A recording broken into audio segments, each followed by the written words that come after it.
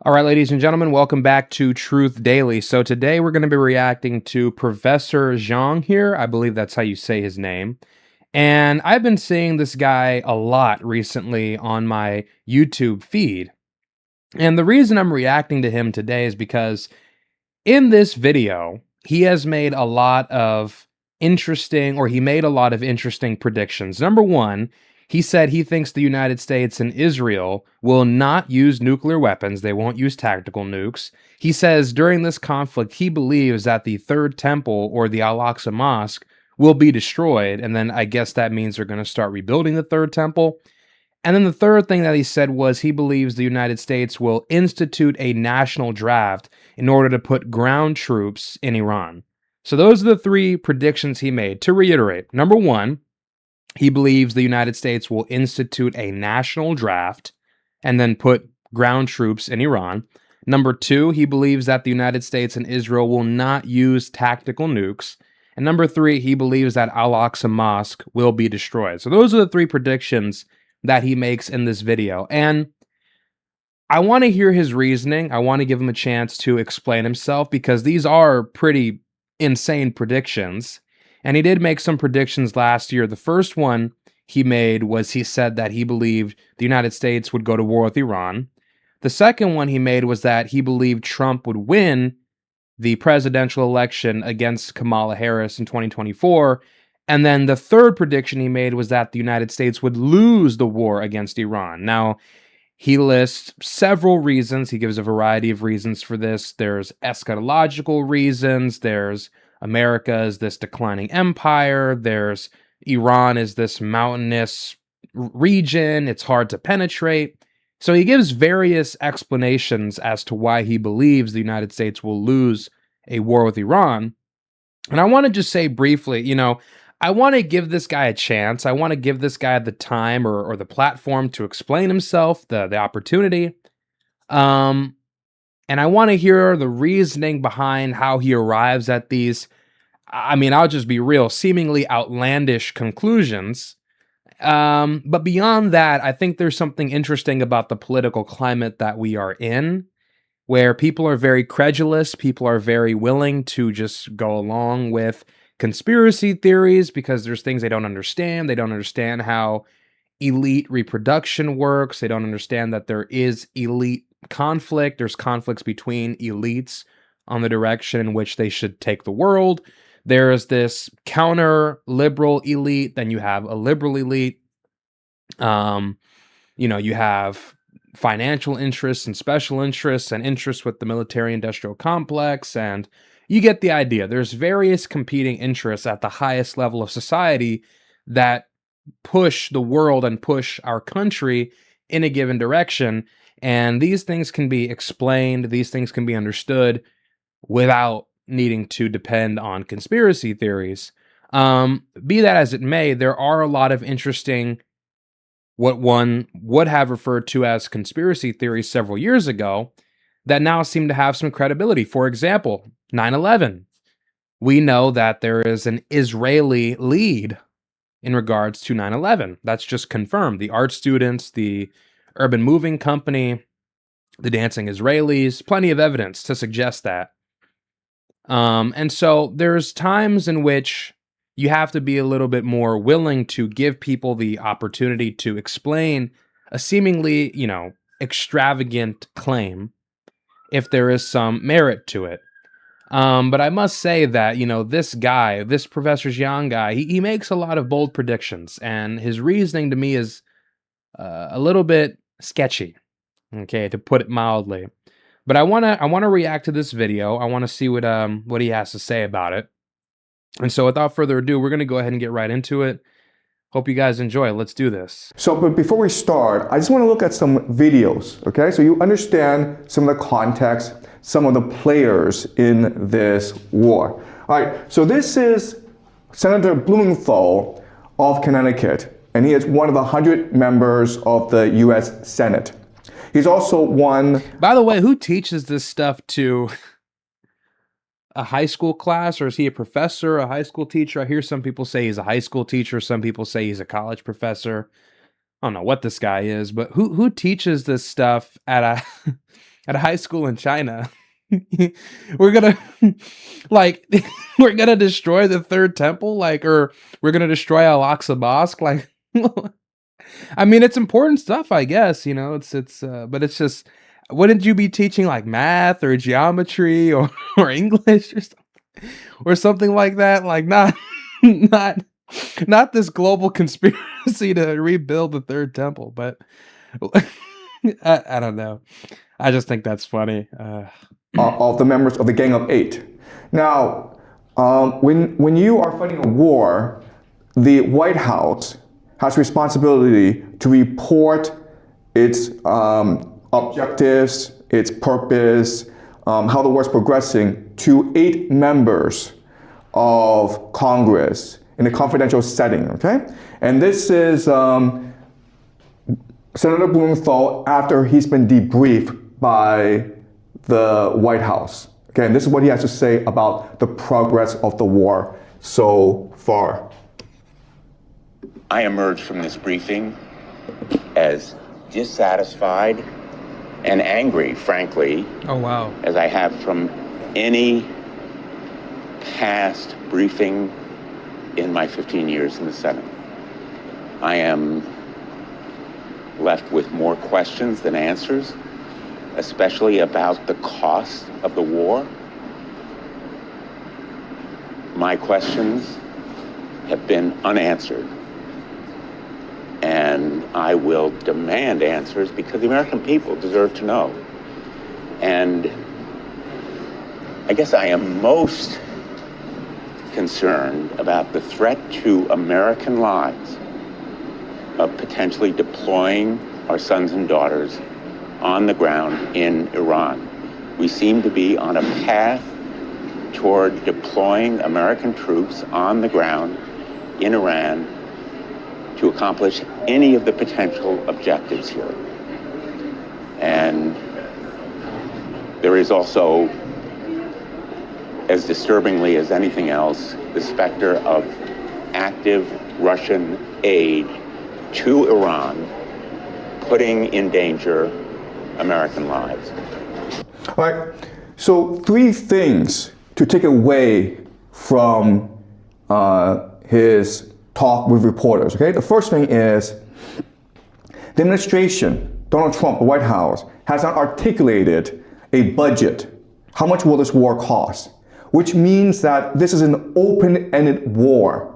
We don't know when this war will end, and so we don't know what the commitment is, and so we don't know how much this war will cost, okay? That's the first point he makes. The second point he makes is we are on a path towards the deployment of ground troops in Iran, okay? And that basically means a national draft.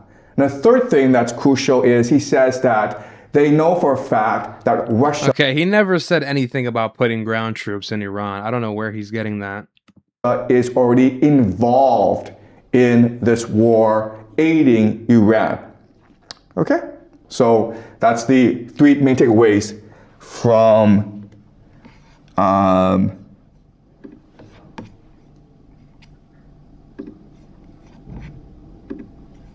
okay, so this is the foreign minister of Iran, Agachi, talking to NBC News. All right? And NBC News is going to ask Agachi, hey, there's talk in the United States already of ground troops being used against Iran. Okay? Now I want you to observe his response and then the response of the journalist. President Trump has not ruled out boots on the ground in Iran. Are you afraid of a U.S. invasion in your... I did read a report from the New York Times from earlier today that said Trump was considering sending, I believe, a limited ground force. By the way, when we hear ground force, we're putting boots on the ground. The assumption is that we're sending in hundreds of thousands of troops, not we're sending in 2,000 or 3,000 special forces or Marines or something like that. When you hear ground forces, boots on the ground, the assumption there is Iraq-style invasion. We're putting in a large conventional force, hundreds of thousands of troops, and we're going to occupy the country. So when people say boots on the ground, that's a very vague word. How many boots on the ground? What for? How long? Those are the operative questions. So there's a report from the New York Times, and it says that the Trump administration, or Trump specifically, is heavily considering putting a limited ground force in Iran, specifically to take out 970 either pounds or kilograms worth of highly enriched uranium to remove it from some kind of facility in Isfahan. Apparently, he's heavily considering doing that. But once again, that is for one specific reason. That is for a limited objective. Go in there, take out the highly enriched uranium, and get out.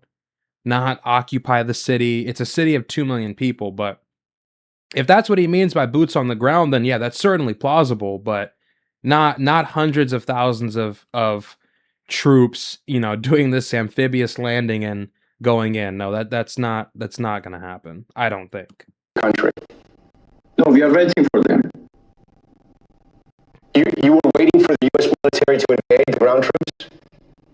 Yes. Well, why wouldn't they be? Because we are confident that we can confront them, and that would be a big disaster for them. It would be. Okay, you understand?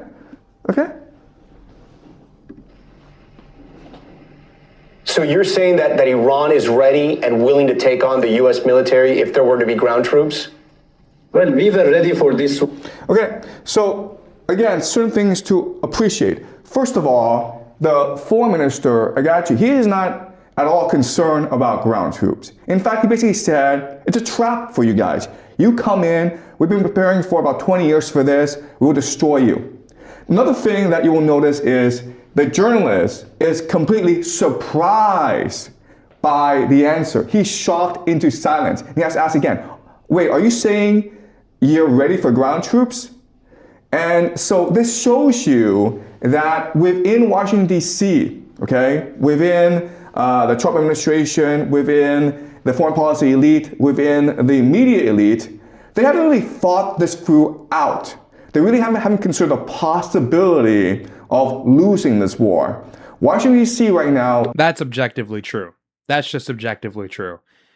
And there was a report from CNN a few days ago that said, and by the way, I'm sorry if I'm pausing a lot, but I gotta pause and break these things down because there's a lot that I have to scrutinize. There's a lot that I have to comment on. There was a report from CNN that said a few days ago that this administration, and The Atlantic, that said this administration had not prepared for the possibility of Iran shutting down the Strait of Hormuz because they believed that it would hurt Iran more than the United States. And so they assumed that there's no way they would do it because it would be self-destructive. It'd be suicidal. Now, and I'm just going to briefly speed run my opinion on this conflict very quickly, and then we'll resume the video. So here's my opinion. Here's my interpretation of the events. The United States believed that they could bully Iran. And I guess the idea was, and you guys have heard other people say this, probably, but the idea was the United States was going to be able to treat Iran the same way they treated Venezuela. Kill the leader, bomb the capital, destroy the command and control, destroy their air defenses, destroy their surface-to-air missile launch systems, completely wipe them out, blitz them, use this shock and awe strategy. And then based on what was taking place in January, where we saw these massive demonstrations, the assumption was that this regime was already on its way out. It was already fragile. It was already, it was bound to fracture. All you needed to do was just give it a little push, a little nudge, destabilize things a little bit, and everything else would happen naturally. It would inevitably foment an uprising if you collapse civil society, kill the supreme leader, wipe out the top ranks of the leadership in the IRGC and the Ministry of Defense and the Ministry of Intelligence, bomb the Capitol, hit them as hard as you can. And within 24 to 48 hours, you would see people protesting in the Capitol, ready to overthrow the government. That was the assumption. Well, it turned out that actually did not happen. And what actually happened was the opposite. The country became more nationalistic. They rallied around the regime, and the regime actually became more defiant. Now, in spite of that, the people in the Pentagon proceeded as usual. So they went through with phase one, and this is all outlined in the Critical Threats Project and the Institute for the Study of War. So the first phase is this: go in there, hit their command and control, hit their radars, hit their communications, hit their, headquarters in Tehran where the IRGC and the intelligence and defense apparatus are located, destroy that, wipe out their command and control. After that, hit their missile launch systems, hit their air defense. And once you wipe out the air defense, once you wipe out their offensive and defensive capabilities, once you wipe out the command and control, the country will effectively be exposed. And then you can go in there during phase 2, and once they have no means of attacking you using a surface-to-air missile launcher, and they have no air defense, and their command and control is completely divided and paralyzed, the country will then be exposed. You can fly in with more fighter jets and then hit their missile production facilities and hit their weapons depots. That was the idea. So we're going to go in there, neutralize their ability to play offense or defense, and then basically systematically take out law enforcement, take out the civilian police, take out their drone facilities, take out their missile production facilities, their weapons depots, wipe all that out. And then maybe at some point, once you've basically completely decimated the IRGC, decimated the military, the country will either be forced to do one of two things. One, it'll crumble, and the regime will basically be toppled. Or the other thing that'll happen is they'll be forced to negotiate. And I'm guessing that was the thinking. So you paralyze the military, destroy the military, leave them with no defensive capabilities. Then they'll be forced to either negotiate or the regime will be dismantled through this system. And then by that point, you'll be able to send in the Kurds or have this popular uprising once things become unstable enough. Well, it turns out that Iran was actually prepared for this, and they have something called mosaic defense. And mosaic defense is basically, we understand that if we have all of the military leadership concentrated in the hands of 40 or 50 people, if those people get killed, we're done. So mosaic defense is basically, we're going to spread out our offensive and defensive capabilities to all 31 provinces of the country. And that's essentially what they have now. So they have a mosaic defense, they have IRGC commanders in all 31 provinces of Iran, and they have, successors going 3 ranks deep. So if one commander gets killed, there's another guy ready to take his place. If that person gets killed, there's another person ready to take his place. And that's kind of how they have prepped for this. And so conventionally, they can't stand up to the United States or Israel. They don't have any way of doing that. All of their fighter jets and tanks and whatnot are from the Soviet era, from the Cold War era. They don't have new fighter jets. They don't have new tanks, new ships, nothing. They have old, rundown weapons. So what they've really optimized for is fighting asymmetrically, arming their proxies, having this decentralized command structure, having these underground missile facilities, specializing in manufacturing cheap drones, manufacturing certain kinds of missiles, having these mobile missile launch systems that you can move between bases, and then, of course, putting mines in the Strait of Hormuz, using economic warfare. This was their kind of way of fighting back against the United States because they couldn't compete with the United States or Israel conventionally. There was just no way. So they had to rely on this asymmetrical approach. So here's the situation as it stands now.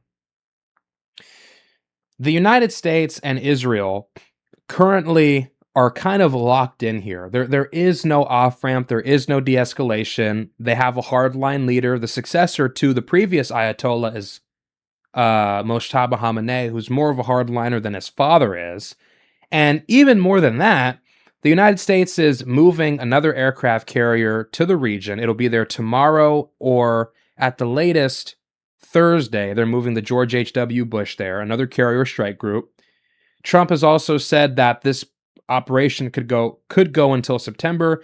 He said that there's no way this thing ends unless there is a mutual decision between him and Bibi Netanyahu. And then you also have the fact that he has already signed off, and this is in the Wall Street Journal, he has already agreed. He is willing to allow an operation aimed at taking out the new Supreme Leader, which is the son of the former Supreme Leader.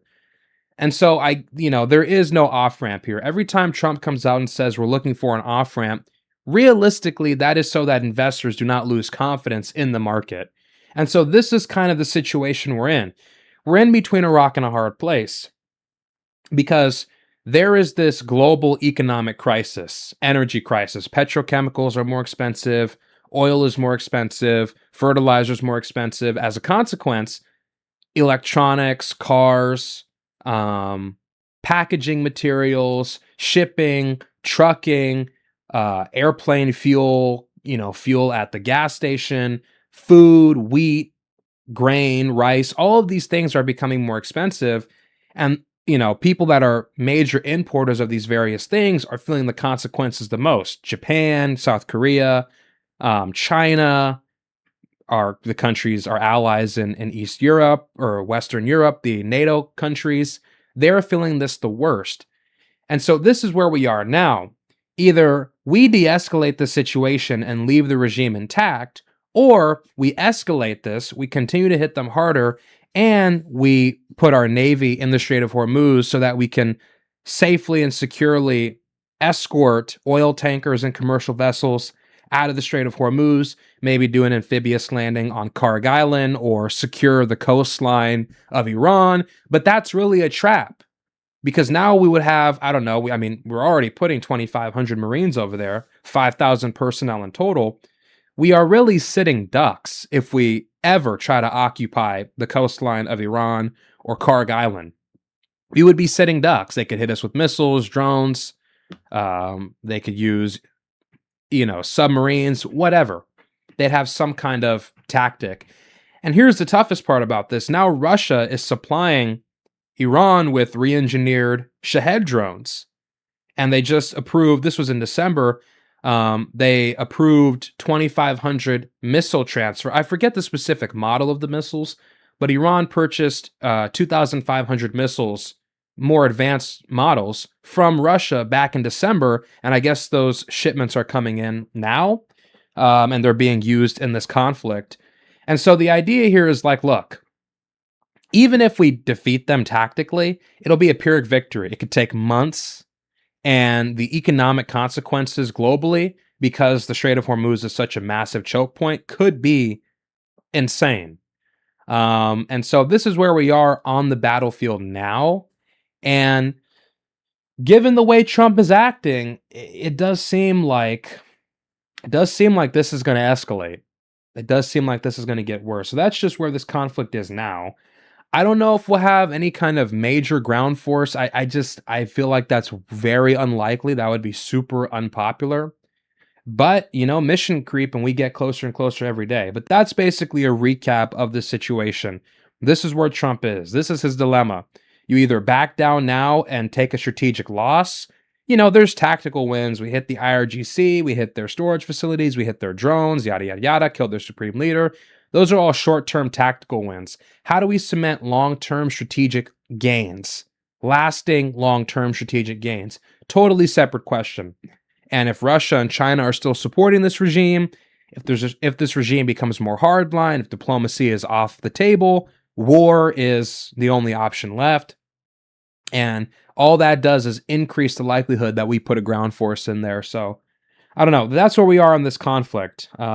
Sorry to belabor the point, but I just felt like that was worth saying because, this is a big thing. There's a lot of different elements here. And so when he says we're prepared for a ground force, when the foreign minister says we are prepared for a ground force, it's like, well, yeah, because you have to be ready for anything. And this is not like an easy in and out, conflict for the United States. This is going to be messy.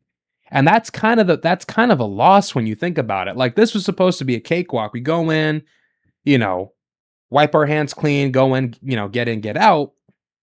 But even if Iran loses, if they put up a fight, that's still a win for them, considering the fact that this was supposed to be a blowout, So, and yeah, forcing the United States to put down ground forces, especially if they're, in the tens of thousands, yeah, that would be a strategic defeat for the United States, no question. And certainly a political defeat. It's a bubble, okay? It's an insular bubble where everyone just believes the same things. And that's very problematic if you are to continue fighting this war, okay? All right, let's continue.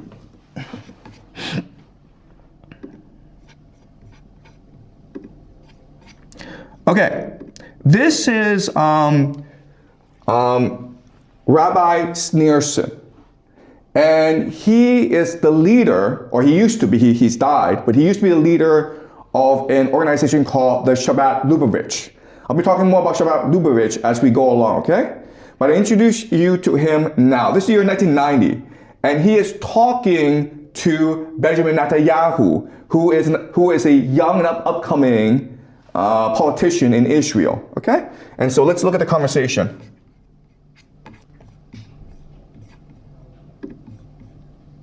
This is Netanyahu,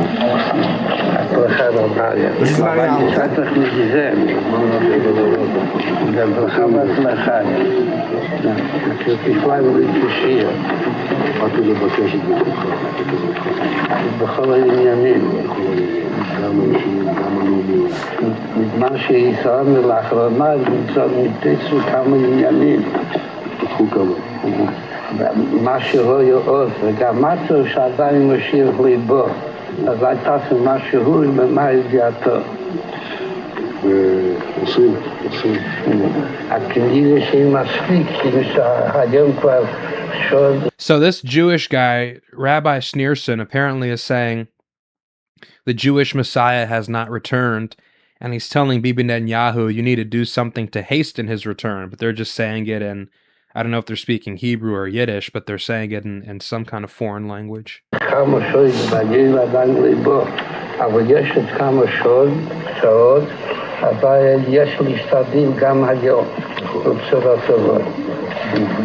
Okay, so what's going on here? Okay, so as an up-and-coming politician, Netanyahu is going to the rabbi, and the rabbis are the most powerful people in the Jewish society. He basically says, will you give me your blessing? Will you support me in my political endeavors? And the rabbi says, yes. They also talk about how things are progressing, okay? So another way of saying this is that there's almost like a plan in motion to achieve certain religious objectives. And things are going well. But the Rabbi Sneerson says, but they're not going fast enough because we need the Messiah, the great leader of the Jewish people, to come. And we can set in motion things that will force the coming of the Messiah. So let's speed things up, Netanyahu. Okay? So what this is, I'll explain later on, okay? But I want you to be aware of this, who these people are. Rabbi Sneerson is very important for our story. And Netanyahu, of course, is the current Prime Minister of Israel. All right, let's continue.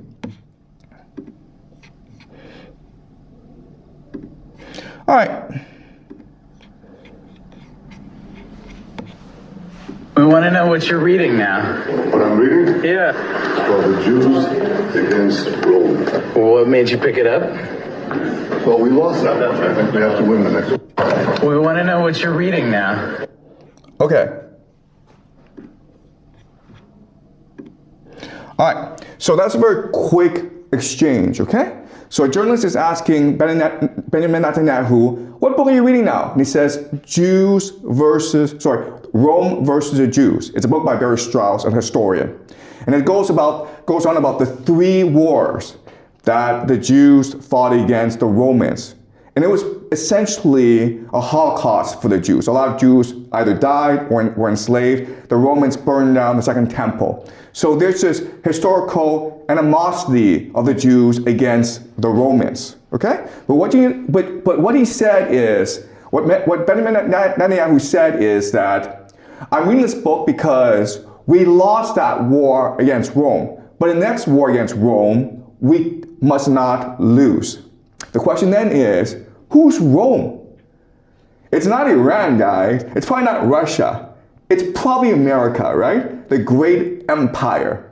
So this is strange because Israel is the ally of America in this war. But Netanyahu is saying that, no, our real enemy is Rome. And that's what we must prepare for, okay? So I want you guys to keep this in mind. All right, this is Peter Hegseth, who is the Secretary of War. I swear they're going to start calling this guy anti-Semitic if they haven't already. He knows a little too much. I mean, all of this is open information, though, so, but still, they'll call you an anti-Semite for anything nowadays. For Donald Trump. Okay, and this is the year about 2018, where he is in Jerusalem and he's talking to Christian Zionists and Zionists. Okay, who these people are, I'll explain later on. Okay, but let's listen to his speech really quickly. This is the speech where he says we should rebuild the third temple. I remember this. And I and others had a chance to go see the Western Wall of the Temple Mount, the Western Wall tunnels, so much of the old city. And as you stand there, you can't help but behold the miracle before you. And it got me thinking about another miracle that I hope all of you don't see too far away.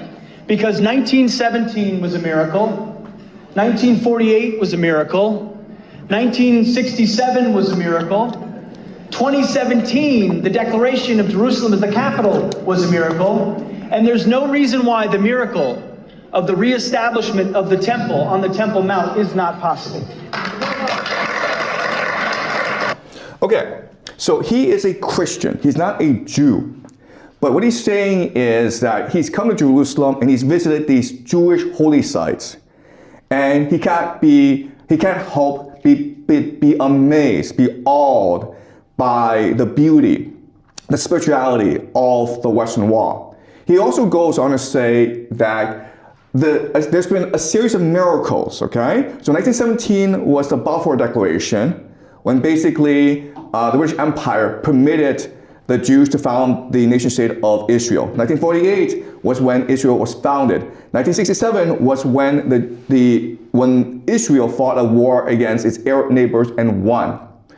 Okay, and 2017 was when Donald Trump transferred the American embassy from Tel Aviv to Jerusalem, thus recognizing Jerusalem as the capital of Israel. And what he's saying is that, well, if this is a series of steps to achieving a divine plan, then the next miracle should be the rebuilding of Solomon's temple, the third temple, and that means destroying the Al-Aqsa Mosque. Okay? So what's going on here? Okay, again, I'll explain to you later on, but I want you to be aware of who these people are and how they think. All right, let's go one more video. I'm sorry, I'm not a Christian, so I don't know like what the theology here is, but I've never understood why would a Christian care about rebuilding the third temple? That's never made sense to me. Can somebody explain that to me?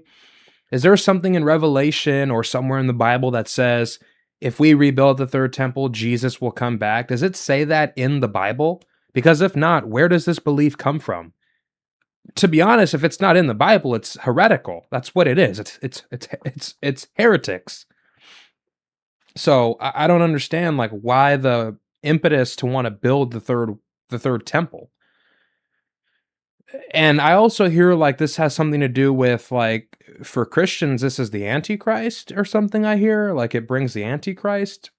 Can somebody please help me understand? Excuse me. Can somebody please help me understand the motivation here? I don't understand it. And so if you want to build Solomon's temple, if you want to build the third temple, you need to get rid of the third holiest site in the Islamic world. And how do you do that? Well, there are some options, okay? So,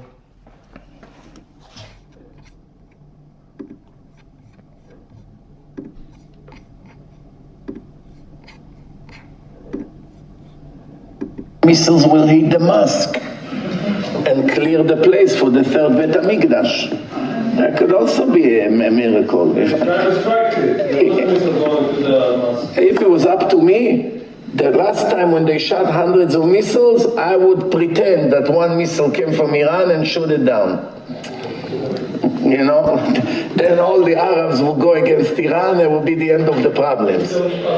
You make them fight with each other, this bunch of lunatics. Never too late, you deal with a bunch of cowards. Okay, so this is a rabbi in Israel. He's saying how last year, during the 12-day war in June, Iran was firing missiles at Israel. And what he's saying is, you know, that was an opportunity for us to pretend that Iranian missile hit the Dome of the Rock, the Al-Aqsa Mosque, thus destroying it. And then the Arabs will blame the Iranians, and the Arabs will go to war against the Persians. And then we can just sit back and laugh at these lunatics. Okay? So, again, this may be confusing to you as to who these people are, why they are saying these things. All right? But now what I'm going to do is explain to you what is really going on. Okay? And I keep on saying this, but it is hard from a geopolitical perspective to explain this US-Iran war. You have to look at the religious perspective, okay? The religious angle, and that's what I want to focus on today. I want to say this. I've never bought into this idea that religion is like a motivating, or even like I've never bought into this idea that religion is like an overarching or the primary motivating factor in any of this. I've never bought into that. I've always bought into this idea that if it is, it has to be a pretext. Or no, if it is, the security thing has to be a pretext. For example, if Israel was going to invade Lebanon, Syria, Iraq, even parts of Iran, God forbid, Jordan, and then take back all that land to restore ancient Israel, you wouldn't be able to do that for religious reasons. You can't say we're doing this because of X, Y, and Z biblical reasons. You'd have to say we're doing this for our national security, but underlying that is a religious cause. You just can't use the religious cause as the primary reason. You have to use security as the primary reason, even if religion is the actual underlying motivation there. Because if you say that, you're going to look crazy and you're going to be condemned internationally. But still, to this day, I don't know why. I don't buy into this idea that religion is, in any sense, the primary motivation for, this kind of geopolitical conflict, for any kind of war of this magnitude. That doesn't make sense. You would think like security would have to be the ultimate motivation for anybody in the national security world, anybody in the Pentagon to sign off on something like this. And then you have some nut jobs. You have your, General William Boykin, the guy from Iraq. I think he was the deputy undersecretary, or the deputy to the deputy undersecretary for the Department of Defense, or I think that's what he was. I don't remember. But anyways, Robert Fisk talks about this in his late book, Night of Power, The Betrayal of the Middle East, and he talks about General William Boykin, who was a general or something. He was a high-ranking guy during the war in Iraq. And there's audio of this guy saying he believes that this is a holy war. He believed this is a war between the Christian God and idol worshippers, those who believe and fight for the Christian God and those who fight for, idols. And, there's just that similar theme with George W. Bush. I think on some level there's some of that, but I'm not compelled to believe that that is really the guiding factor in any of this, because that's just so insane. Like, to start a war for your religion, and at the cost of security, at the cost of domestic popularity, at the cost of global relations, at the cost of global stability, at the cost of an energy crisis, that's just so irrational to me that I have a hard time ever thinking that people who think like that are in any kind of position of power over me. Like, we just assume that leaders are rational, but so that's why I've never bought into that. I've always thought that that's more of a tangential thing. You have those freaks in the military, but I don't think that's a motivating or a primary thing. But if it is, that's deeply concerning. Deeply concerning.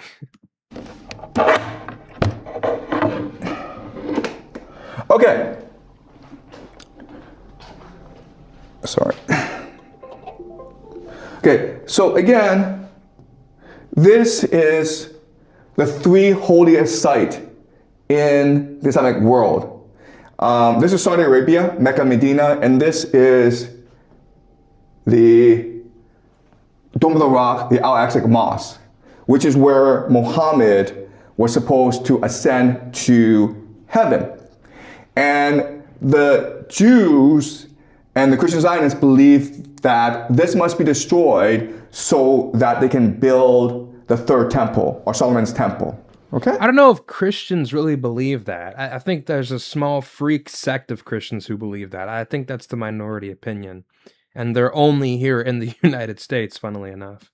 All right, so this is the big question in this war. And again, I keep on saying this, but I need to be right in my prediction if my analysis is to be correct.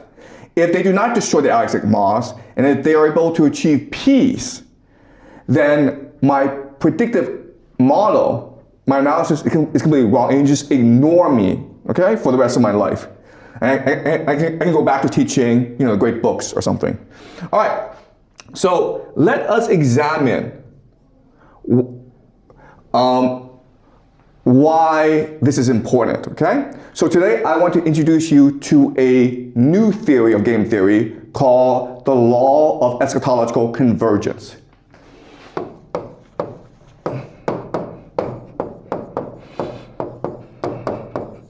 Is that really a game theory thing? I thought game theory was like Nash equilibrium and, people act in their short-term self-interest at the expense of losing in the next round, so it's best to optimize for long-term cooperation. I thought that's what game theory was. I don't know. We're learning something, I guess. Something new every day.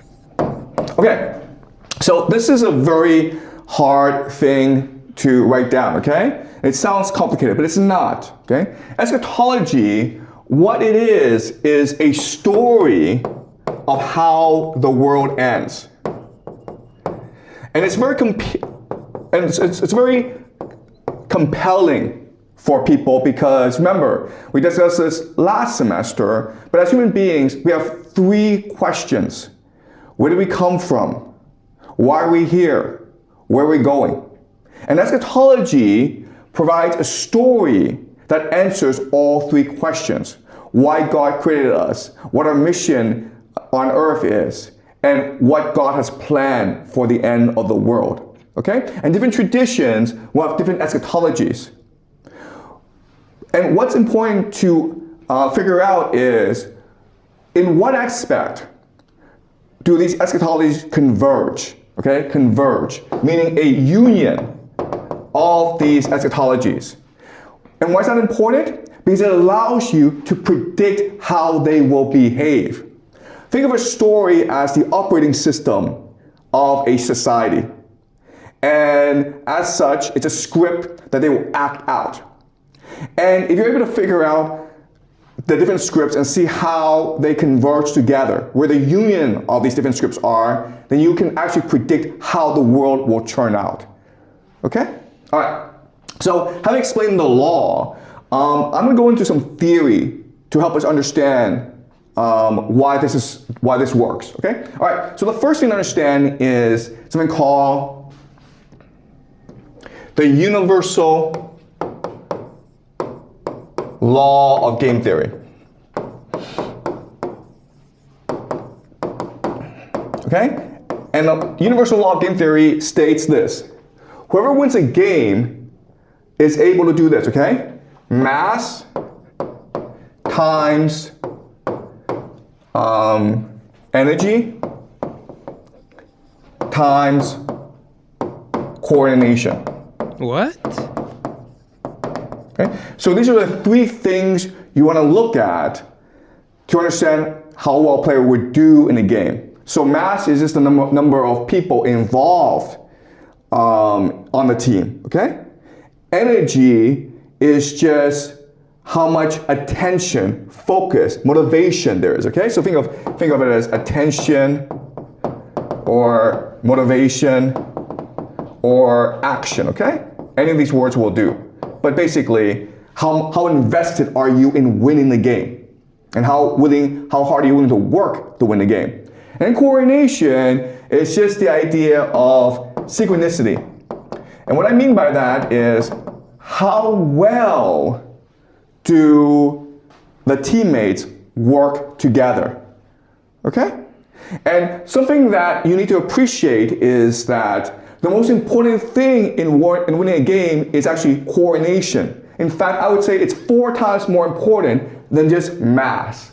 So you can have a lot of people, But if they don't work well together, you're defeated by another team with few people, but they work well together, okay?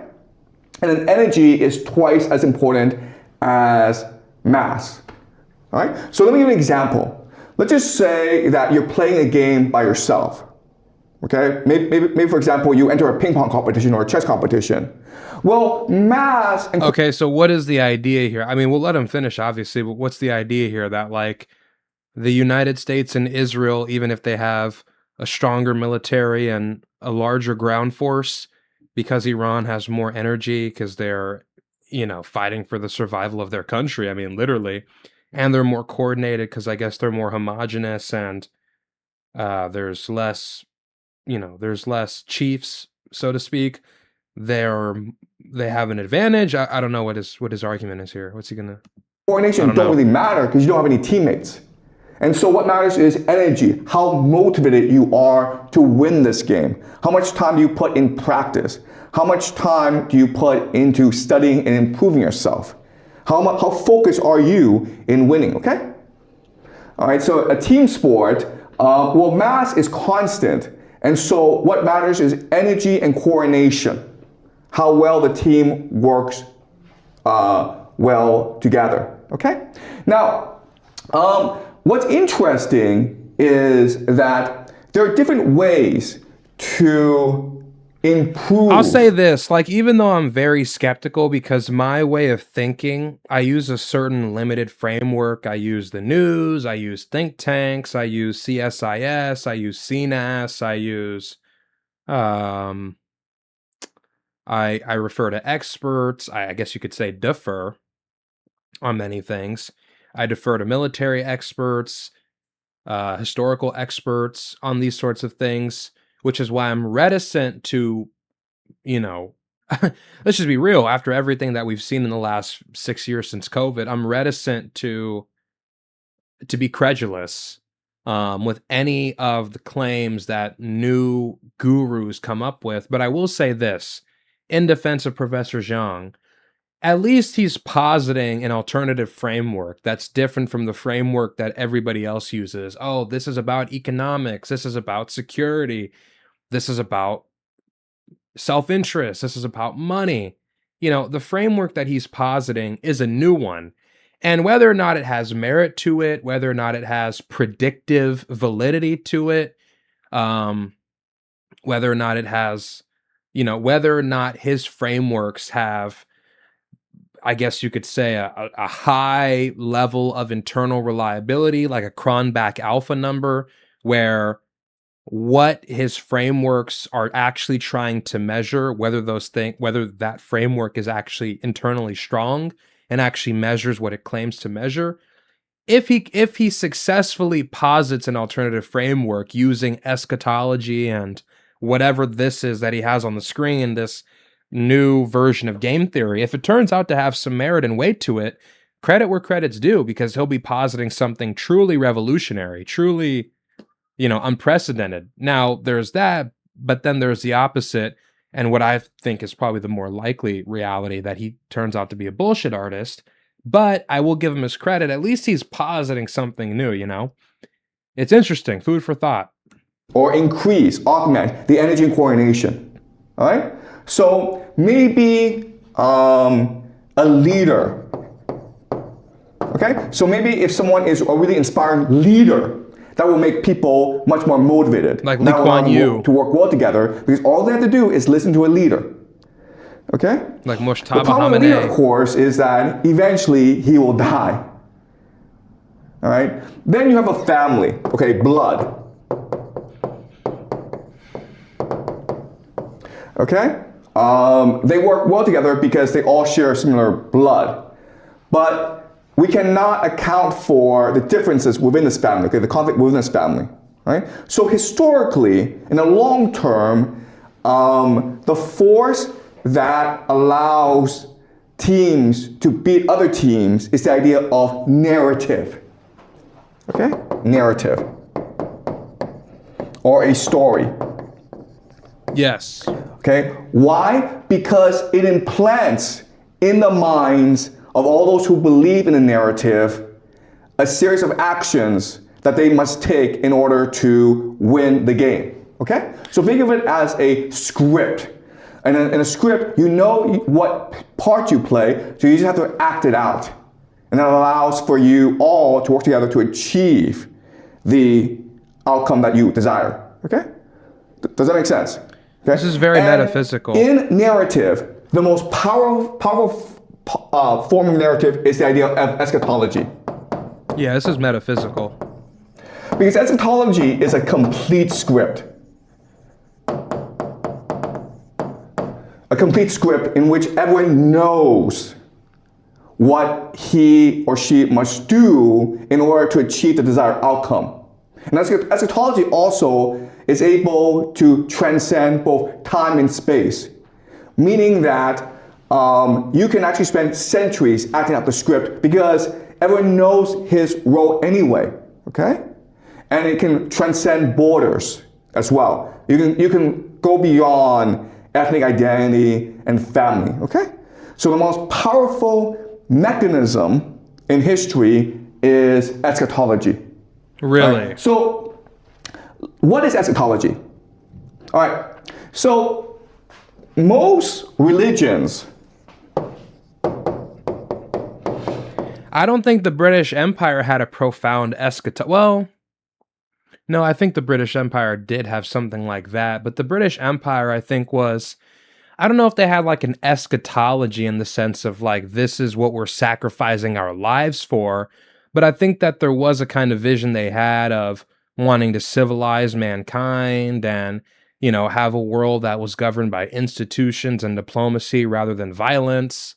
And, you know, they wanted a scientific world, a world of enlightened people, and a world of liberal values and democracy and these sorts of things, and a highly literate, educated world. You know, I think that's on some level what the British wanted. Obviously, the values that certain philosophers had, and like the way that political leaders and like, you know, the empire actually functioned, there's a big difference there.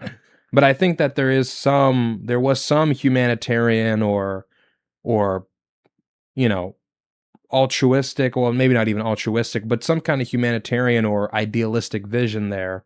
But I don't know if that counts as an eschatology. And they succeeded. You know, the British Empire is the most powerful empire in human history. You know what they said? The sun never set on the British Empire, but were they motivated by a kind of eschatology? I don't know. I don't know if that was the most powerful motivating force behind the British Empire's rise to power. I think it was the Royal Navy, actually, and the Industrial Revolution and science, but I don't know. Teach me something new. Are similar. Most religions require you to be a good person. Be humble, be kind, be generous. But there are certain aspects of religions that are extreme, okay? And we can call them eschatologies.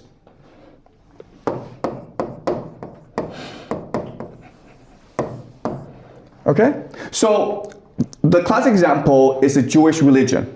Okay? In the Jewish religion, if you're what you believe is that you no longer live in Israel because a long time ago the Israelites pissed off God by disobeying him. God told the Israelites, do not worship false idols. But the Israelites sinned, they disobeyed, so they were kicked out of Jerusalem. And they were forced to wander the earth in the diaspora for centuries.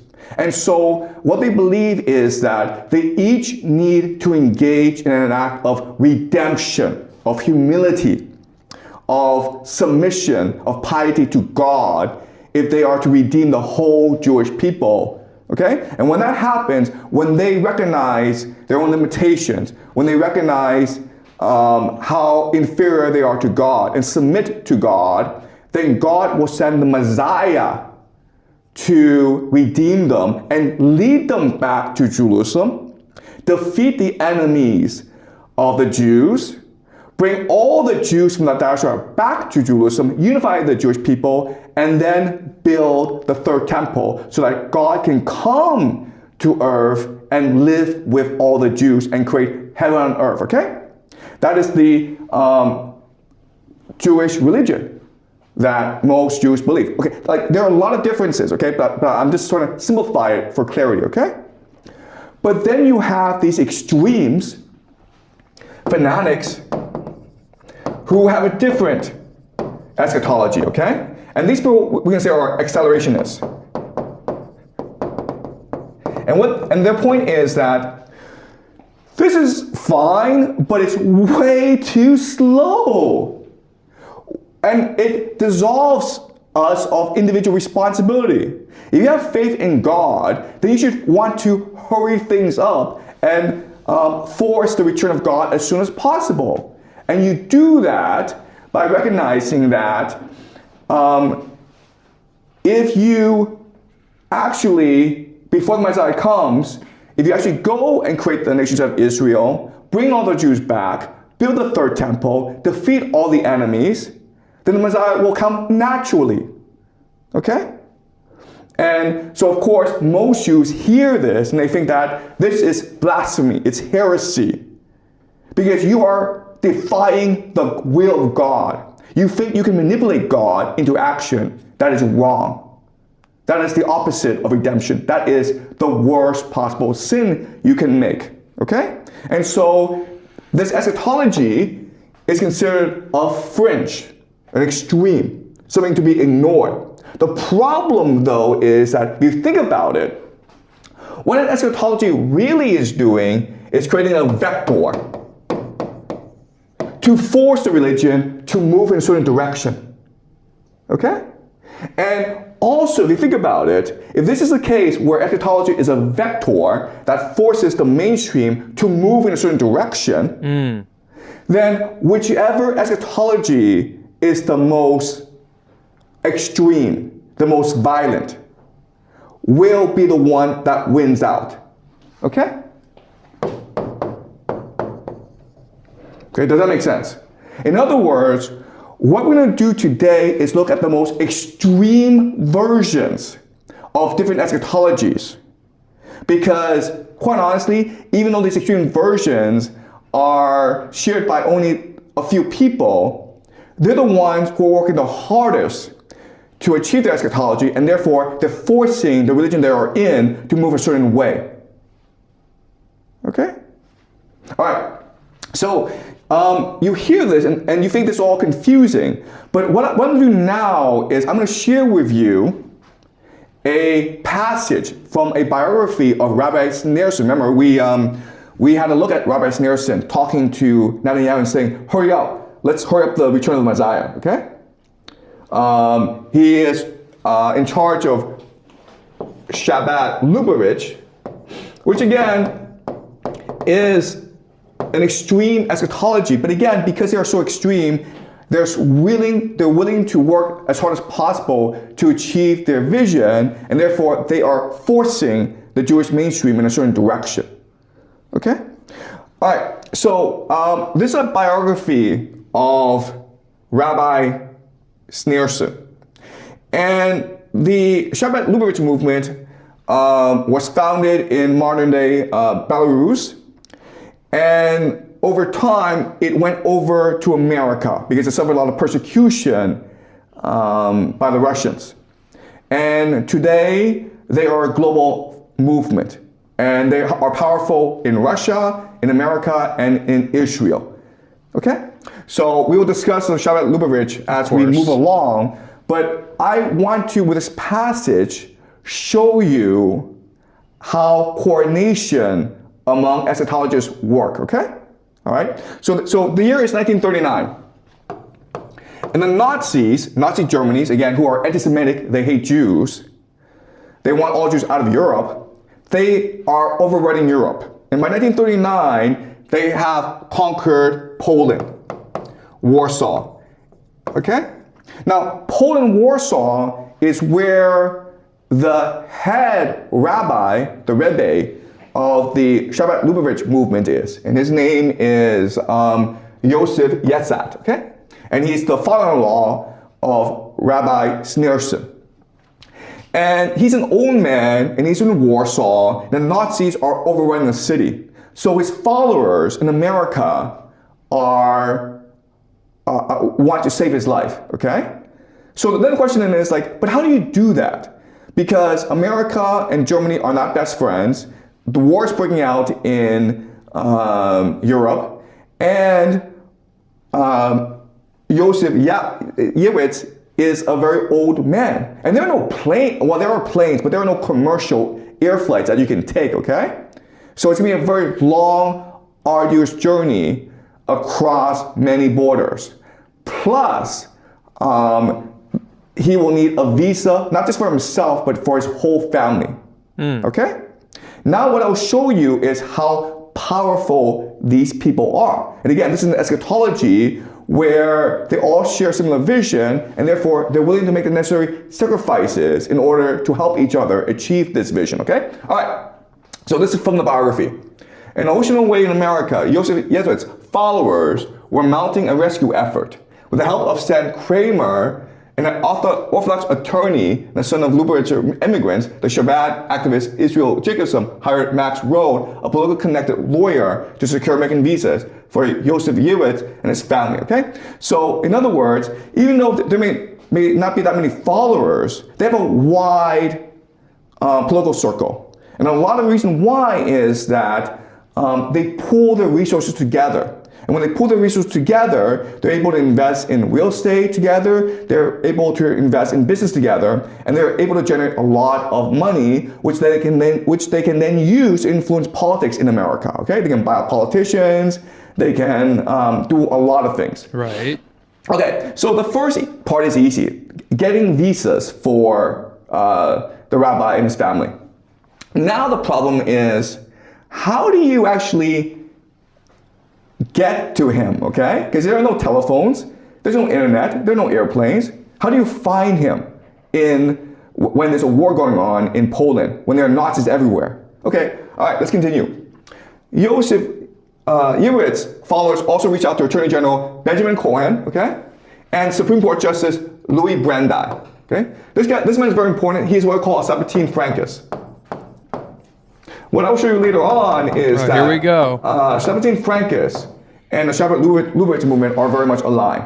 Okay, so even though they're not part of the same movement, they are sympathetic towards each other. And he's the most powerful Jew in America at this time, okay, in the 1930s, 40s, whom Joseph Yewitz had met during his fundraising trip of 1929. The Lubavitch efforts in America were successful, all right? So they won over the Americans. They won over the entire American political apparatus, and they are dedicated to helping the rabbi escape. Honestly, bro, if I would have been learning about Chabad Lubavitch and Sabatine Francus when I was in high school, well, actually, no, now that I think about it, I probably would have been like, bro, what the fuck is this guy talking about?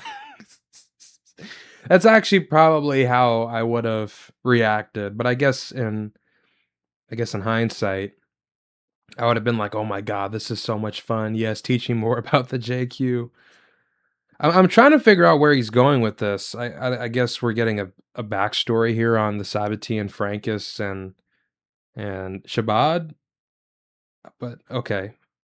What's the eschatology though? That's what I want to know. Europe and come to America. All right. Now the second part is, how do you deal with the Nazis? Okay. The Lubavitch's efforts in America were successful. On October 2nd, Cohen wrote to Robert Pell, a senior official in the State Department, asking for help. The next day, Pell contacted Helmuth Wadhat, a German and a member of the Nazi Party, a Nazi, who specialized in national industry and economics, to see if he would be willing to save one of the leading Jewish scholars in the world. Okay? This is a guy, American, writing to a Nazi and saying, hey man, I know you're a Nazi, but we need your help to save a Jew. And the guy says, yes. Okay? Wohat was strategically chosen. He had studied at Columbia University in the early 1930s and had forged a relationship with Pell after the Evian Conference on Jewish Refugees in 1938. Seeing an opportunity to curry goodwill of the United States, Wohat secretly contacted Admiral William Canaras, the head of German military intelligence. Wow! The head of German military intelligence. And saying, hey man, let's help this guy. Canaris, a skeptical Nazi who disapproved of SS atrocities and thought the invasion of Poland a mistake, enlisted Major Ernst Bloch, a distinguished veteran of World War I and one of the most trusted officers. Bloch was a Mischling. Okay, a Mischling just means a German who had some Jewish ancestry, but because he was so valorous in World War I, he was considered a German, okay? He had been declared of German blood by Hitler in 1939. Along with 3 other soldiers, 2 of whom were also Mischling, Bloch was instructed to find Josef Yitzhak and bring him to safety. Wow. The Nazis, okay, dispatched their own soldiers to find this guy and bring him to America. And this is, again, during war. But how do you find this guy? Bloch and his colleagues had to maneuver through the ruins of Warsaw without arousing the suspicions of the SS to find a rabbi who did not know of their mission and did not want to be found. Okay, so this rabbi is hiding from everyone. So how do you find this guy? And he's deadly afraid of all German... I'm sorry, I'm lost right now. We're talking about a Jew and this Nazi sympathizer who has German ancestry but is actually a hero, and he's taking this Jew back to the United States. And who is this Josef Yitzhak guy again? That's the crucial part about this.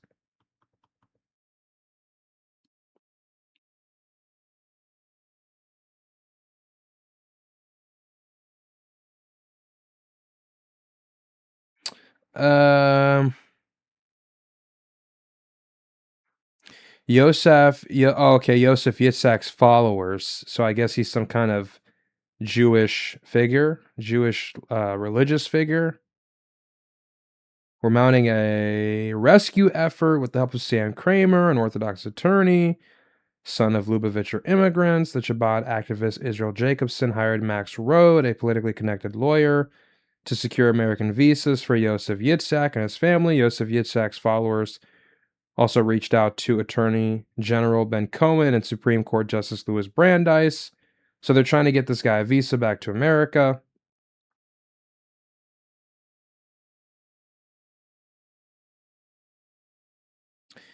The next day, Pell contacted this German guy, a member of the Nazi Party, to see if he would be willing to save one of the leading Jewish scholars in the world.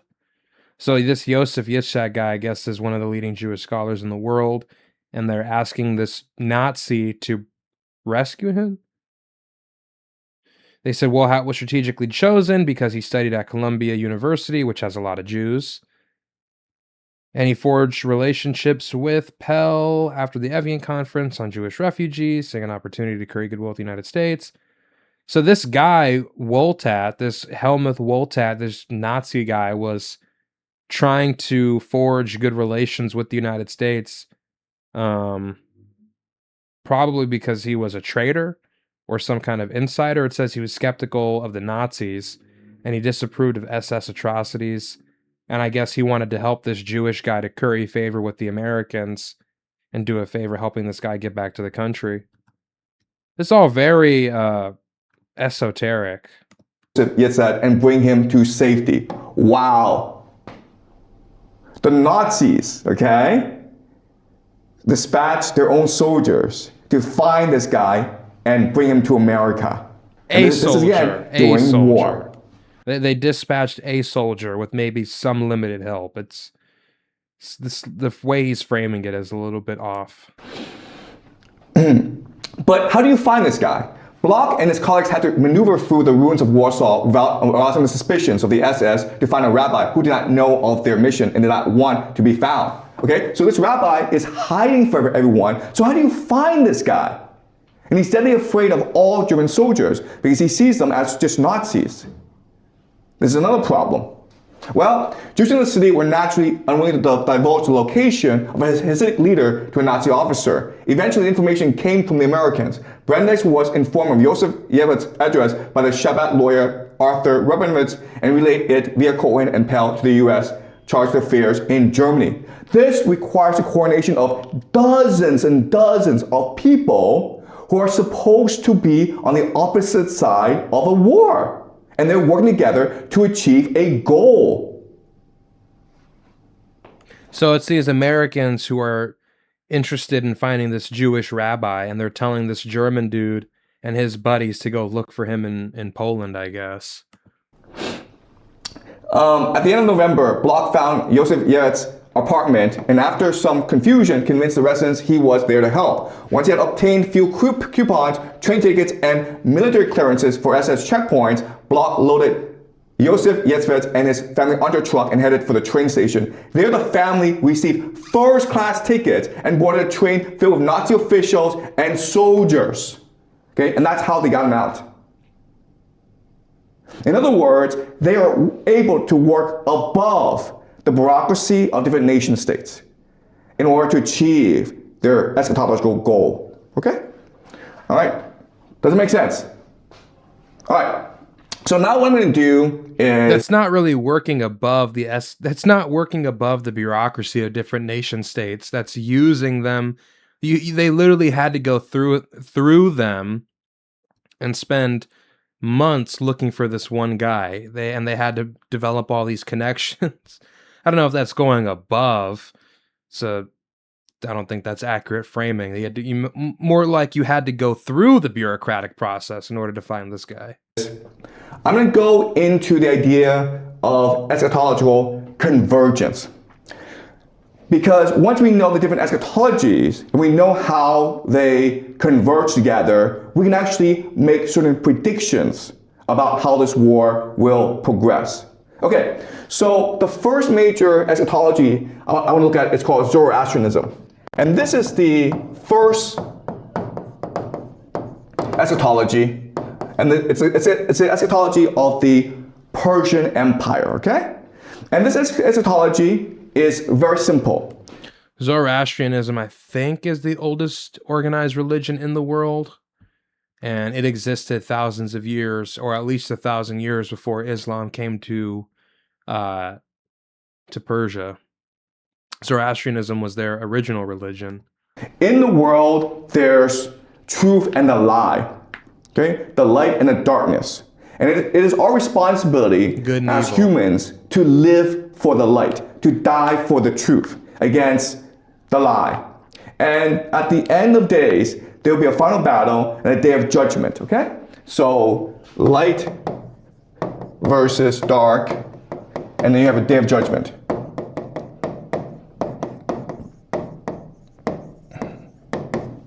Okay, where the god Ahura Mazda will come down and he will create a paradise for everyone. Okay, so what matters is to live a noble life and await the day of judgment where eventually heaven on earth will manifest. Okay?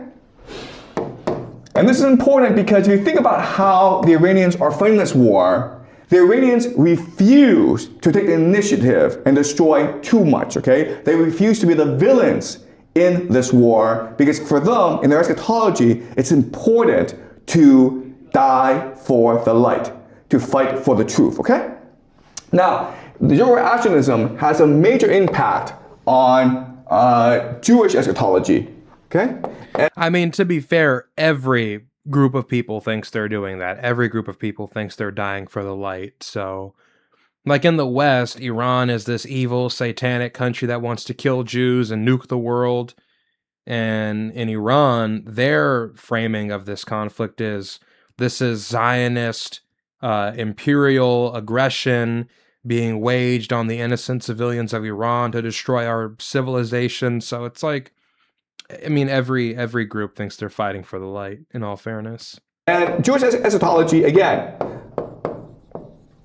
I'm only talking about the most extreme version of this eschatology, okay? And in this eschatology, the idea is that the Jews disobeyed God, okay? Disobedience. And in order to repair the world, to save themselves, to create heaven on earth, they need to engage in redemption. Okay? Redemption. And redemption is really about spiritual alchemy, improving yourself as a person, being good to yourself, being good to others, loving your neighbor as though you would love yourself. Okay? That's a mainstream idea. But in the most extreme version, redemption just means acting out God's plan to compel the return of the Messiah, okay? And this plan is basically create Israel,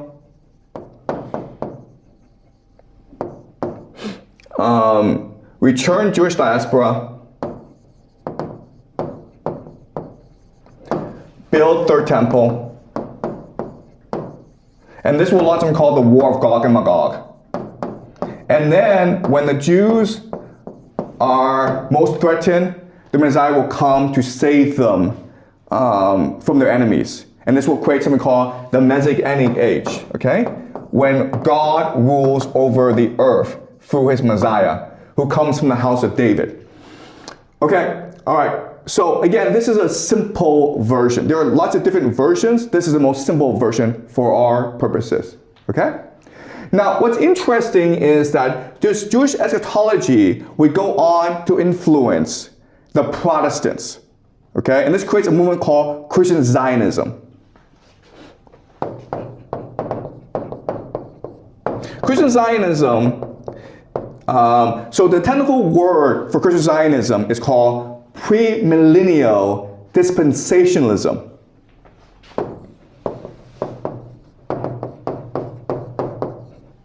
Okay, and this sounds very complicated, but it's not. All it means is that God has a plan for how to create heaven on earth, and we have a duty to fulfill his plan by following his instructions. Okay? All right. So what Christian Zionism is doing is that it takes this Jewish eschatology and makes certain changes to it. Okay? So, for example, the first change that it makes is, okay, this plan is fine, but rather than say that the Jewish Messiah is the representative of God, what they say is that, no, he's actually the representative of Satan. Okay? So the Messiah, in a Jewish tradition, becomes the Antichrist in the Christian Zionist tradition. And why is this important? It's important because for the Christians, the Messiah must be Jesus. Okay? So the Messiah, so the Antichrist, what he does is that he rules over the world. He's very charismatic, and he rules the world in Jerusalem. And he starts the War of Gog and Magog in order to conquer the world and destroy the Jews. At this point, Jesus will return to save God's chosen people, the Jews.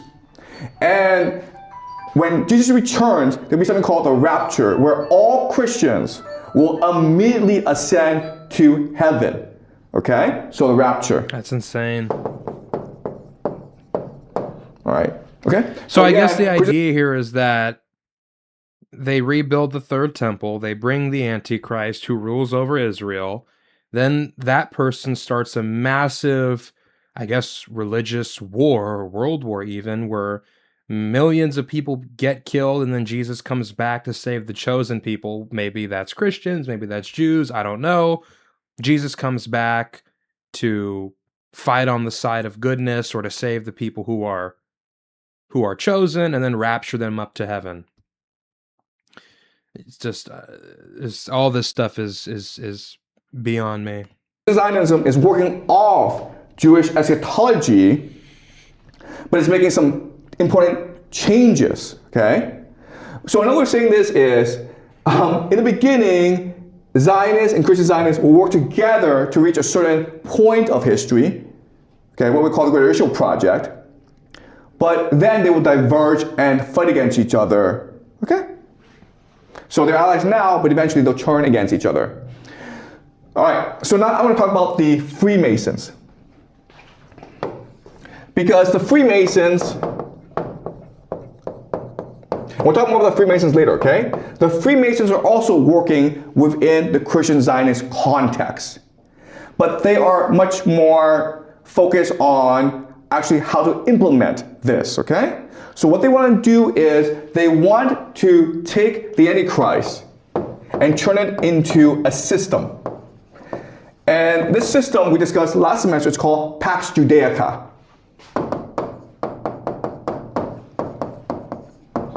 What is Pax Judaica? Pax Judaica is that Israel controls the world through AI, okay, an AI surveillance state. Okay? Or their exact words is Holy Empire. Okay? And Pax Judaica, the AI surveillance state, will have things such as the mark of the beast. And what is the mark of the beast? It is digital ID. Okay, and this digital ID will also lead to digital currency. And they can actually put a microchip or a QR bar in your forehead, and this will be considered the mark of the beast, okay? And it's all part of the Christian Zionist eschatology. What? Another really important thing about the Freemasons is the idea of a one world government. Because remember, the Antichrist is the leader of a one world government. And it'll be based in Jerusalem, okay? This is insane. And so the headquarters will be Solomon's temple, or the third temple. All right, okay. So these are the, and then you have so the Freemasons, what? Wait, okay, hold on. So the Freemasons are a part of this eschatology too, and they're going to bring about a one world government under the Antichrist, and they're going to put QR codes on people. What? I'm so confused. I don't know what to say. Sorry, let me play that one more time, because I don't even know what the correlation between the Freemasons and the Jews is here, and the Zionists, the Christian Zionists. On actually how to implement this, okay? So what they want to do is they want to take the Antichrist and turn it into a system. And this system we discussed last semester, it's called Pax Judaica. What? What is Pax Judaica? Pax Judaica is that Israel controls the world through AI, okay, an AI surveillance state. So the Christian Zionists and the Jews are going to bring back the Antichrist to usher in Pax Judaica. And Pax Judaica and Antichrist are the same thing, and Pax Judaica means there's an AI surveillance, one world government system? Okay? Or their exact words is Holy Empire. I'm sorry, where do people get this? Okay? And Pax Judaica, the AI surveillance state, will have things such as the mark of the beast. And what is the mark of the beast? This is all over the place. It is digital ID. Okay, and this digital ID will also lead to digital currency. And they can actually put a microchip or a QR bar in your forehead, and this will be considered the mark of the beast, okay? And it's all part of the Christian Zionist eschatology. Another really important thing about the Freemasons is the idea of a one world government. Because remember, the Antichrist is the leader of a one world government. And it'll be based in Jerusalem, okay? And so the headquarters will be Solomon's temple, or the third temple. All right, okay.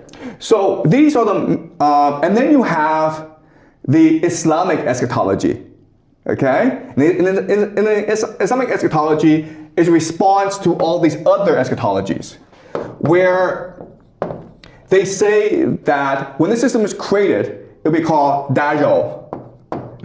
This makes no sense. And when this happens, then Jesus will return to defeat the Antichrist. Okay, that's the mainstream Islamic eschatology. Then you have the Shia. Okay, the Shia are the Iranians, where they believe that it will be the 12th Imam Mahdi who will lead the followers, okay, the Ummah. Okay, Ummah just means community of believers, into victory against the Antichrist, the Dajjal, okay? So you can see how these eschatologies are basically lining up together, right? The Shia are the Iranians. The Islamic is the entire Arab world, right? Now, there are two more eschatologies I want to look at. And again, I know this is a lot. I know this is too much information. And we'll go over these eschatologies specifically as we move along, okay? But I just want to introduce the different eschatologies. Another eschatology that's very important is the Catholic eschatology. And in the Catholic eschatology, we can call City of God, okay, which is the church, which is Jerusalem. And St. Augustine talks about this, about how the Catholic Church, it is the millennium, it is the Messianic age, because we represent God and we bring peace and prosperity to the world. Now, what's important about the church is that it became the dominant power in the world because Rome fell, okay? So Roman Empire collapses. But this is all part of God's divine plan, because Roman Empire, Rome, was the city of earth, okay, of power, of money, of wealth. And what matters is Jerusalem, the city of God, of spirituality, of divinity, okay? Now, the city of God came to an end because of the rise of the Protestants and the Anglo-American Empire. So for the Catholic Church to achieve its eschatology and establish again the city of God, what they need to do is also see the Anglo-American Empire destroyed just like the Roman Empire. Okay? So that is the Catholic eschatology. The last eschatology I want to discuss is the Orthodox eschatology. And what's the Orthodox eschatology? The Russians. Okay? And this is called the Third Rome prophecy.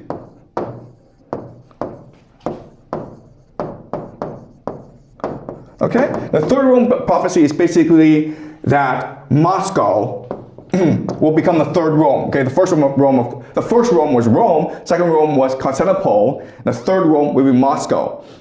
And also what's really important to appreciate is that there will be no fourth Rome. So when Moscow becomes a third Rome, history ends. Okay, and peace and prosperity will come to the world. Okay, so what does this mean? It means that Russia will unite the Orthodox world.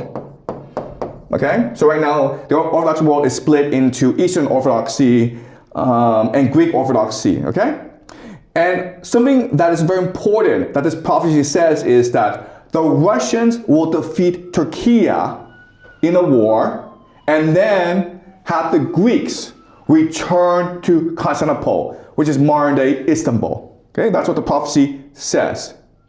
And so you look at all these different eschatologies, okay? And again, guys, this is the majority of the world, right? If you actually look at the convergence points, you come to some startling conclusions, okay? So let's look at the convergence. All right, where do they converge? Okay, well, first of all, okay, where they converge is that the greater Israel project will be achieved, okay? Pax Judaica will be achieved. It's the one world government, okay? One world government. That is one major convergence. If that's true, then another convergence is the Al-Aqsa Mosque will give way to the third temple. All these eschatologies either say this or are indifferent to saying this, okay? They're not opposed to this, all right? So that's why I predict the Al-Aqsa Mosque will be destroyed because they need to build a third temple.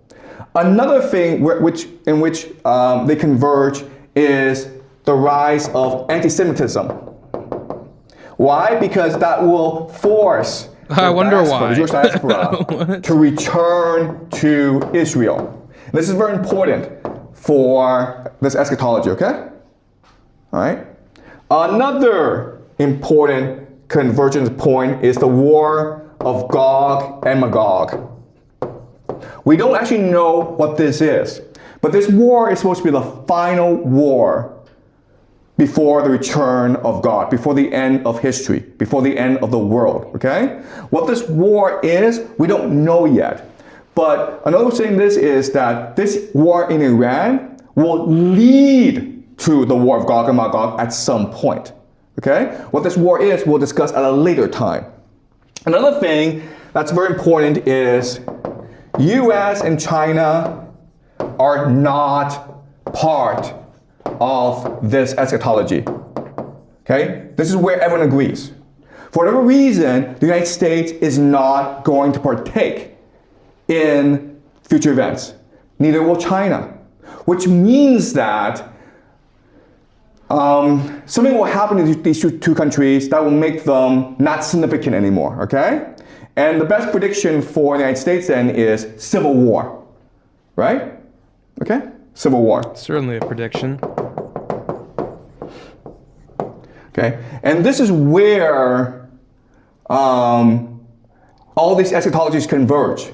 So in other words, this war in Iran is happening so that these different eschatological traditions can achieve heaven on earth from their perspective. All right? So what this means, so given this convergence, we can actually predict certain events that will happen over the next 2 to 4 years. Okay? 2 to 4 years, that soon? Jeez. I mean, I'm not saying anything, guys, because I really don't know what to say. I'm just totally befuddled by all of this, to be real with you. I can't tell if this is perfectly coherent or completely incoherent at this. Like, it's coherent, but also incoherent at the same time. And I'm trying to figure out how all these variables are related and if there's some kind of synchronicity here or if this is all just random. Like, I mean, there's still 12 minutes left in the video. We'll let him explain, but so far I'm a bit lost. Because they all want these things to happen together. All right, so let's look at some quick predictions. I just be real, like, I'm an incredulous person. So I'm very, like, reluctant to believe in eschatology, and I think there's more rational explanations, material explanations, economic explanations, self-interest, human nature. You know, that's my opinion. I don't think there's a divine element to this, but I guess maybe there is. I don't know. We'll see. But this is, yeah, I'm just incredulous when it comes to all this stuff. I'll be real. Maybe that's my bias, but that's just how I am. Okay. First prediction, of course, is that the U.S. will use ground troops. Because using ground troops will create a national draft. And what does a national draft do? It creates a civil war. Okay, if that happens, he's just a legend. I mean, and by the way, we hear all these kinds of predictions all the time. I mean, what's that one guy's name? What If Alt History? He predicted that there would be a civil war after Trump won the election in 2024, and that never happened. So anyways, let's hear his logic here. So he's predicting there's going to be a ground force in Iran. I call BS on that. Right? A lot of young people are going to refuse to fight in this war. And this is going to create protests. Then America will have no choice but to deploy the National Guard. And this will create the recipe for a lot of civil conflict in America. Okay? Another thing that will happen is because you use ground troops, you will lose the war, and then CENTCOM, which is the American military in the Middle East, will then transfer over to Israel. Okay? What's happening in this war is that the economies of the GCC are being destroyed. And that's part of the plan. Okay? Because for Israel to achieve the Greater Israel Project, it needs to absorb the GCC and parts of Turkey and parts of Egypt. Okay? So another way of saying this is that the GCC is basically finished. The intention is to collapse their economies and make them irrelevant. Right? The third thing we can expect is that Turkey will enter this war, and Saudi Arabia actually will enter the war. because you want to use this war to weaken opposition to these eschatologies as much as possible. Okay? So Turkey and Saudi Arabia will enter this war, and they will suffer tremendously because of their participation. All right. Again, the Al-Aqsa Mosque will be destroyed. Okay? And then you have the rise of Persia. Okay? The rise of Persia. Why is this important? Because you need the Islamic world to unite against Israel for the end of days. Right? So you don't mind if actually Iran wins this war, because by winning this war, Iran will activate its Persian identity. And this is important for eschatology because in the war of Gog and Magog, people are interpreting Gog and Magog, which will march against Israel. They're interpreting Gog and Magog to be Persia and Russia. Okay? What? Okay? Together they will march against Pax Judaica. Number 6 is that in Israel, you will achieve the Pax Judaica and the Greater Israel Project. I still don't know exactly what Pax Judaica is. He just said it's like a one world government ruled over by the Antichrist and the Freemasons who put barcodes inside people's brains. Like, what? Oh my God, this is fascinating. Okay, so the Greater Israel Project and Pax Judaica are not the same thing, guys. Greater Israel is just basically the territory that the Israelis believed that God had promised their ancestor Abraham. Pax Judaica is a one world government, okay, based on AI surveillance and the mark of the beast. So what will happen is that's Pax Judaica. That's Pax Judaica. A one world government. I mean, that's what I said, but still, like, to associate that with Jews is interesting. It's interesting, to say the least. I'm just bewildered. Israel will use this war to expand its territory, and then what will happen is that capital, technology, will then start to flow to Israel in order to create the Pax Judaica. So think of companies like NVIDIA, Oracle, Microsoft, Google. Well, they'll probably transfer themselves to Israel because that is where the power will rest. Okay? So that's Pax certainly Judaica. Possible. Then you will if they win this war, yeah. Russia winning the war in Ukraine, okay? And then return Greeks to Constantinople. That's not happening. Basically, and we're saying this is, it is possible that I don't get it. Greeks are an ancient civilization. Well, I guess I can't say ancient civilization, but Greeks are an ancient Mediterranean people too. I don't understand why would they go to Turkey. That doesn't register to me. They are like an ancient, like, beginning of modern man nation. Like, they're a real people, a real nation. I don't see why they would go back to Turkey. I don't get that. Greeks go to war against Turkey, and then Russia supports the Greeks and return the Greeks to Istanbul. Okay? But then you're like, why? Wait a minute. Turkey is a NATO member. Well, we can also expect destruction of Europe. Okay? The end of NATO, basically. That might happen. That actually could happen. This war in Ukraine, it's not just about Russia protecting its borders. This war in Ukraine... If the nationalist movements and the populist movements ever take off in Europe, and they have sustained popularity, and and things get bad enough in there, yeah, we could see an end to NATO. That's possible, but I don't think not in the near future, and not as long as Russia still remains a significant primary adversary. I don't think we'll see the end of NATO anytime soon. Is also meant to achieve Orthodox eschatology, to destroy Europe, to destroy NATO, so that Russia can achieve the third Rome prophecy. Orthodox eschatology is to destroy NATO, really? It means the destruction of Europe. So I will discuss the Russian-Ukraine war later on as we go along, okay? But what I'm trying to show you is that just by, okay, analyzing the most extreme eschatologies of different religious traditions, you can then, from this analysis, pick out points in which they agree, okay? And at these points, you can figure out then how they will affect current geopolitics, to make certain predictions about how the war will progress, about how the world will transform itself in the next 2 to 4 years. Okay? So this is called the law of eschatological convergence. It gives us tremendous insight into why things are turning out the way they are. Okay? Because again, I keep on saying this, but purely from a geopolitical perspective, purely from a realpolitik perspective, this war in Iran makes no sense. But if you look at it from an eschatological perspective, then it makes perfect sense. Okay? Well, the war in Iran does make sense. I don't know what he's talking about.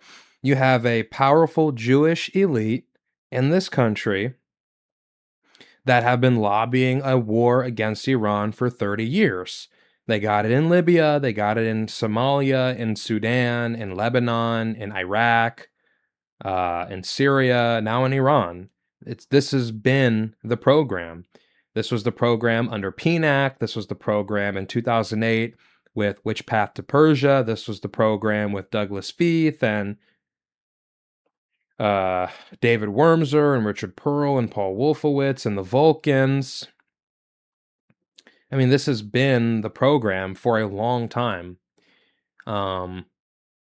Basically to eliminate all of the strong authoritarian nationalistic states in the Middle East so that Israel could dominate them as a military nuclear superpower fighting against small, divided, weak states.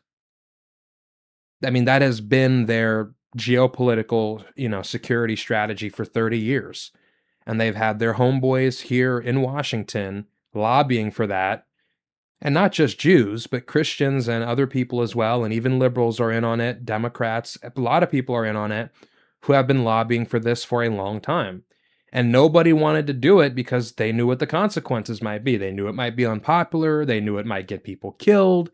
They knew that we have a lot of assets over there. They knew it would be costly. It could be a quagmire. And so for security reasons, nobody did it. But then they found Trump. And Trump was down on his luck. He was easy to manipulate. You could schmooze him. He got $200 million from Miriam Adelson and the Israel lobby to win in 2024. And now here we are in this war with Iran that he was talked into. And Israel was going to do it regardless. This was their golden opportunity. After this, Trump is gone. Then a Democrat comes in. They're less likely to help. And so no, this war makes perfect sense to me. Now, it's not in our country's strategic interest, but when you understand that there's different moving parts with a vested interest in getting this war because they have allegiance to a foreign country, then it does make sense. From that lens, it makes perfect sense. Any questions? I have a million. What are we talking about? Yes. Start there. But I think, if we look into the war between America and Iran, I think Trump is trying to destroy Iran as the same way that he destroys Venezuela, but it fails, which led Iran to fight back. So I think this could also explain in a political way, but not religious. Yes. Okay. All right, that's a great point in that. Listen, there's an explanation, which is that Trump is just good stupid. Good point, my Chinese brother. Yes. Way to thank you for pushing back. He's arrogant. They had too much success in Venezuela. They go into Iran, and they think it's the same thing. And now they're losing, okay? And because they're losing, they are just panicking, okay? Okay, that's true.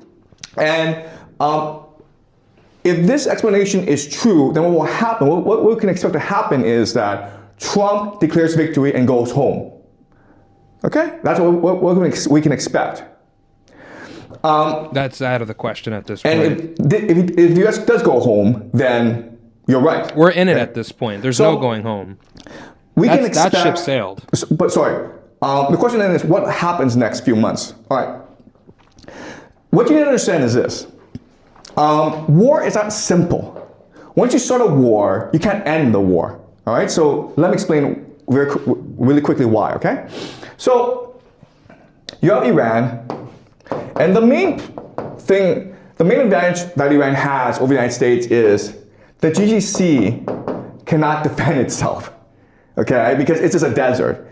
And Iran, it's a mountain fortress, so it can shoot rockets, it can shoot drones at the GCC, and the GCC can't defend itself, okay? Before they thought these US bases could defend against Iran, but now you recognize these US bases can't defend themselves either, okay? All right, so the other thing that Iran did was close out the Strait of Hormuz. Like, people don't understand. Sorry to pause the video. We are in the third week of this conflict, and people don't realize how unprecedented this is. Like, it really hasn't sunk in for a lot of people. We are in a war with Iran, and we still have no public declaration of the objectives. They haven't been publicly stated or outlined clearly, not from Pete Hegseth, not from General Dan Kane, not from Trump. The timeline keeps changing. We seemingly went into this war overnight on a different country's timeline, and there was no consent. This is by far the least popular war in American history, and we still have no real explanation as to why this war even started. We don't have objectives. We don't know why this war started. We don't know when this war is going to end. We didn't go through Congress. We just launched it seemingly randomly. I mean, this is unprecedented. This is unprecedented, this war. We are in a war that our president randomly thought we should start at the behest of a foreign government. Like, really let that sink in. That's treasonous. So, like, this whole conflict is just, it's totally insane. And like, I don't understand what people think is going on. Like, this is a game. We can pull out. We can control the movement of this conflict. Like, this thing is like an all-around disaster. It should be clear. Like, this war, this was a disastrous decision from Trump. I don't know how else to say it, you know? So anyways, that's just my 2 cents on all this. Like, a total political miscalculation. And to be honest, like, who could have thought somebody would do something this unpopular with little to no justification, no popular mandate, no manufacturing of consent? I mean, the only logical explanation is that our sovereignty either is being subverted, which makes perfect sense to me. Either we're not a sovereign country, our sovereignty is being subverted, Trump is controlled, or like, yeah, I don't know. Because this is just totally unprecedented and totally crazy. Like, to not even try to come up with a pretext or anything like that, or any kind of explanation or justification for this, and to just do it. Like, the only thing that makes sense to me rationally is that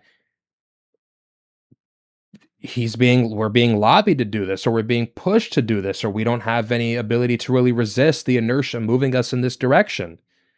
You know, we're being heavily influenced, if not coerced into doing this by a foreign power. That's it. That is the most logical explanation. Otherwise, like, what other explanation is there, really, you know? It's totally insane. Yeah. We close out the Strait of Hormuz.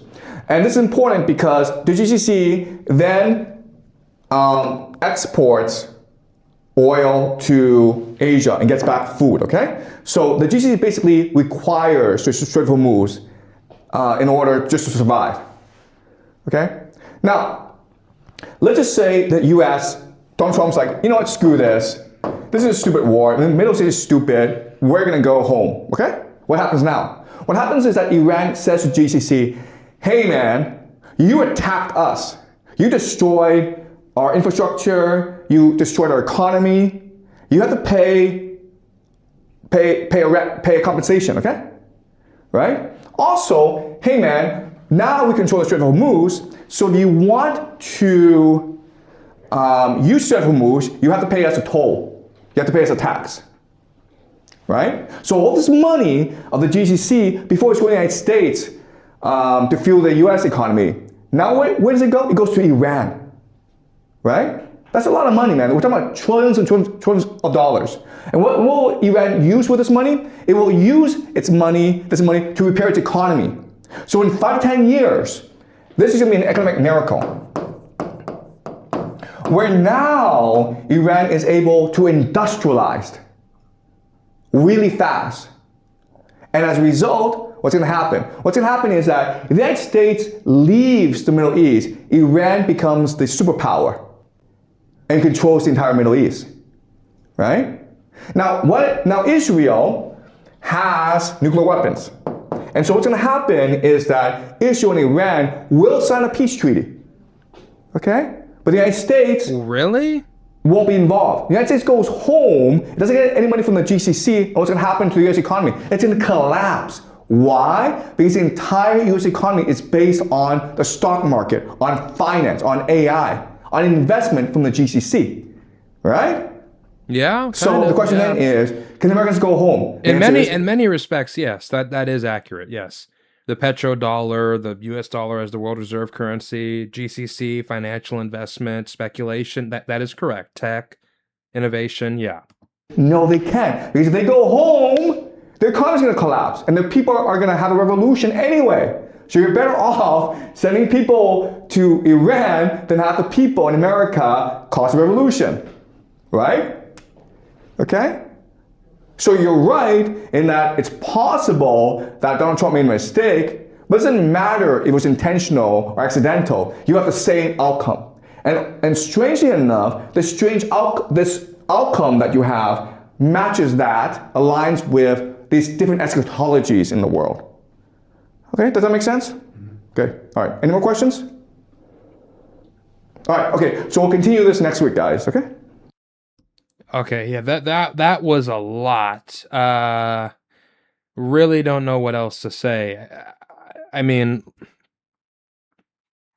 he said that they're going to usher in Pax Judaica, a AI surveillance one world government controlled by the Antichrist and the Freemasons, and that Russia was going to help Iran in order to usher the Greek Orthodox believers back into Constantinople and Turkey. And like, I'm just totally caught off guard by all this. No explanation of economic interest, security interest, the history of this conflict.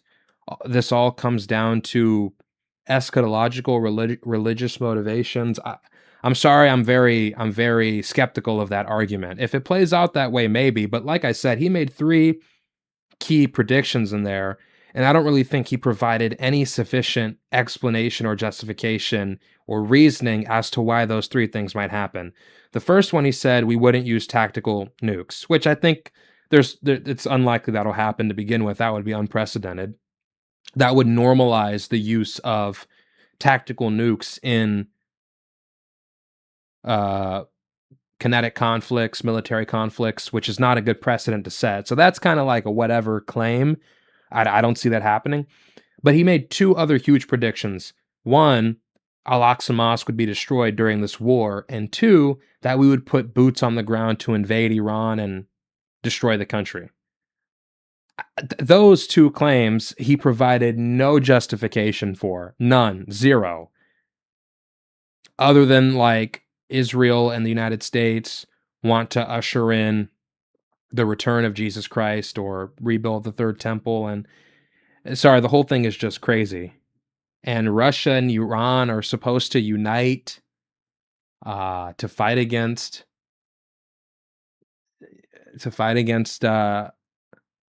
Pax Judaica. Like, what?